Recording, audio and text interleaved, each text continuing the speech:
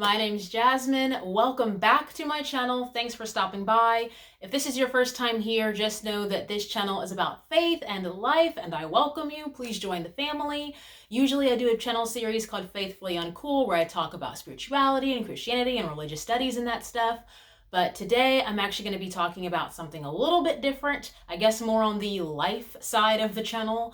And lately, no matter where you are in things, life has been truly unpredictable. We've got a pandemic going on, we've got a revolution, we are mostly stuck in the house still, even though some of us are venturing outside with our masks, I hope, but some of us are still venturing outside. So wherever you are, I know you might be urging for life to get back to normal, whatever that looked like for you. Even happy things in our life are hard to celebrate. Either stuff has just been flat out canceled, or what you wanted to happen is not really happening the way you thought it might be. So wherever you are, however things are going out for you, I just really pray and hope that life picks up and gets better. But things are just really heavy. They feel very heavy all around. It can be very easy to feel hopeless during this time. I just don't think that that's a great idea. But sometimes we can't help feeling sad or down, and that's normal. But we're not meant to carry all that heaviness alone. And so today, I just wanted to go over some ways that you can kind of unwind when the world feels overwhelming. I'm sure some of these things you're doing already, but here are just some helpful tips, some things that I'm doing to help me out that might help you. So without any further ado, let's get into it.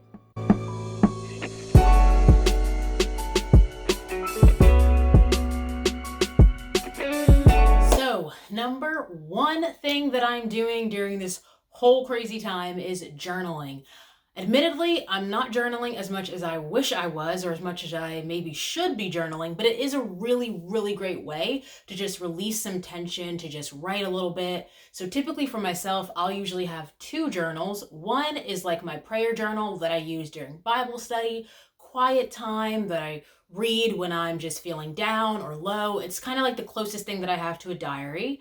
And then the second thing is my creative writing journal, and that's where I put all of my story ideas, story outlines, where I kind of brainstorm new scenes and stuff. I like to write a lot of fantasy fiction, and so if I have new things going on with that, then I'll put that in that journal.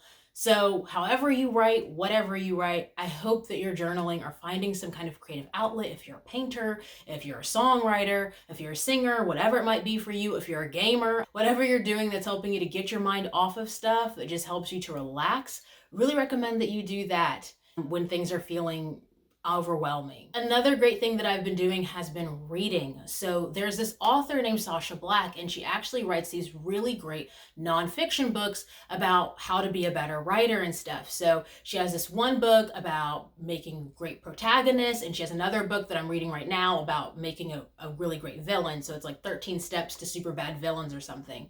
But she is a really great writer. She's hilarious. I highly recommend checking out her work if you're trying to become a better writer. As far as fiction books, on my queue to be read list is A Curse So Dark and Lonely by Bridget Kemmerer. And then another nonfiction book I have in mind is more of a religious studies based book called How to Read the Bible by Peter Enns. I'm really excited about that one. I might even do a review for it on a Faithfully Uncool episode, so just stay tuned for that once I actually get time to read it. But yeah, reading is a great way to educate yourself during this time. I know there's a lot of recommended reading lists going on because of the Black Lives Matter movement, so definitely recommend all the books that you're available to get in contact with. A lot of libraries do like a sort of like contactless pickup or drop off option. So if that's at all available for you, I highly recommend it. But reading is such a great activity to really get into right now. All right, so when I'm not reading, I've actually been listening. So podcasts are something that I really have not been into for a while, but spending a lot of time in the house really has made me start listening to more. So one podcast I really love is actually by the tech YouTuber MKBHD called the Waveform Podcast. I really love his work, and his podcast is really great too. Then there's this school called the Center for Action and Contemplation out in like New Mexico, I believe, and they have some fantastic podcasts. One of the ones that I love so much is actually Turning to the Mystics with James Finley. It kind of goes over the Catholic mystic tradition and Christianity, and he has some guided meditations that he does as well. So if you're into mysticism at all in the Christian tradition, I definitely recommend the podcasts that come out of the Center for Action and Contemplation. Just look it up on Spotify. They're really great. If you're familiar with the author Richard Rohr, he has a podcast as well called called Another Name for Everything, based on his book of the same title. I have not read his book, but the podcast is genuinely very good. So definitely recommend those if you're interested in mysticism or just calming down a little bit and you want something more spiritual about it. I've also been listening to a podcast called Secret Societies by the Parcast Network. So if you're into like spooky kind of, scary stuff about the occult or whatever, then definitely check that out. I find secret societies very fascinating. And I've also been listening to, on the political side of things, Don Lemon's new podcast that just came out called Silence is Not an Option. So definitely check any of those out or all of those out, because I've been listening to them and really enjoyed them. So when I'm not reading, listening, or journaling, I am watching Netflix, which I'm sure everyone is too. I don't think that there is a way to make a video about things you do to unwind and relax when the world is going crazy without mentioning Netflix. It truly is running neck and neck for America's favorite pastime with baseball. I don't make the rules. I'm just saying. I don't make the rules. Netflix has been truly a work of art and an act of God during this time. And so what I am watching on Netflix varies. It's all over the place. Admittedly, I have not been able to watch many serious stuff because usually most of my days feel serious. Most of my thoughts feel very serious and heavy already. And so whenever I come to Netflix, I'm just trying to kind of numb out a little bit. I know that doesn't sound good. There's actually a lot of stuff on Netflix, just like there are bunches of podcasts and books and stuff to read to educate yourself. Netflix is doing an amazing job putting out stuff that you can actually watch to educate yourself. And a ton of people have been talking about the documentary 13th, so please do check that out. But there are so many things on Netflix to really educate yourself, to really understand more about people's lives and society. And so I don't want to make it seem as if Netflix is just the place that you go to watch silly stuff, but it very well can be. And so after you have done all of your homework in terms of educating yourself, here are some things that you might want to check out. So I've been checking out The Order. I just finished Sweet Magnolias. That was a very sweet show. I liked that show a lot. I also have really liked Netflix's international television shows. So as far as international TV goes, I've really loved Summertime out of Italy and The Protector out of Turkey. And they also had this really cute romantic comedy called Love, Wedding, Repeat that I watched, and I thought that was so great. And then as for reality TV shows, I really haven't watched any reality TV since Netflix did Love is Blind.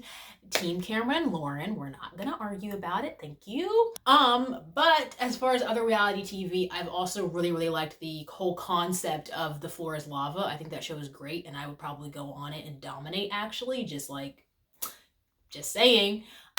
So yeah, Netflix has been a great thing to turn to in this wild time. So there you have it, guys. My best tips and tricks for how to stay sane during a quarantine and a revolution. I know that for a lot of us right now, we really want to make a change. We're trying to educate ourselves and call governors and make sure that we're voting and all of these things that truly do matter. Your voice matters. Even if you think that you're doing something small, trust me, it matters. And so I just urge you that in the midst of all of that, just remember that self-care is important. Sometimes when we're trying to help the whole world, we truly do have to take a step back and remember that we have to help ourselves a little bit and kind of unplug and free our brain a little bit. On that note, I would suggest that as much as possible to limit your social media content. Unfortunately, when we're in a world that's changing at 90 miles per hour, it can feel very overwhelming, especially when the worst things make the news and we feel like we're being pulled in a million directions when all we want to do is be present. And so with all that said, I really just want to urge you to, as much as possible, try to give yourself room to have a little bit of fun just to keep your mental health about you. And so I hope that these things that I mentioned pick your spirits up a little bit. So with all that being said, guys, hope you have a great day. Go in peace.